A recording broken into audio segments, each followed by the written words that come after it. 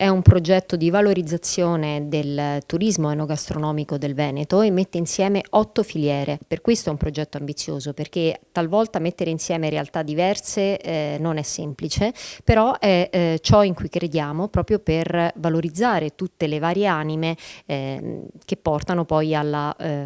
proposta al cliente finale tramite un prodotto di qualità che però sia anche presentato nel modo giusto e attraverso i canali vincenti. L'obiettivo è quello di commercializzare,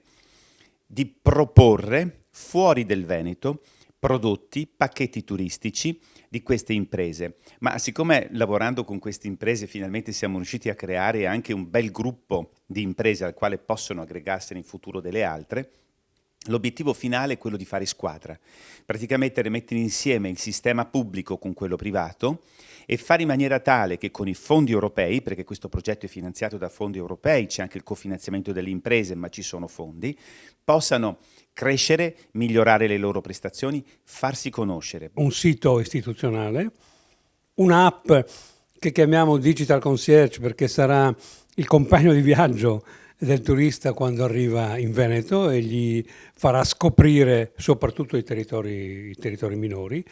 e poi anche con della presenza fisica in giro per l'Europa, a Monaco in particolare, ma anche a Lussemburgo, in cui incontreremo gli operatori del turismo e la stampa, che è importante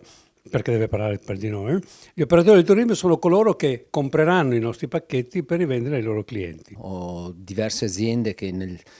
passare degli anni mi hanno chiesto la disponibilità, e quindi io credo anche in questo tipo di attività, che quest'anno ho avuto per esempio una trentina di visite, tedeschi, inglesi, ho avuto austriaci, svedesi,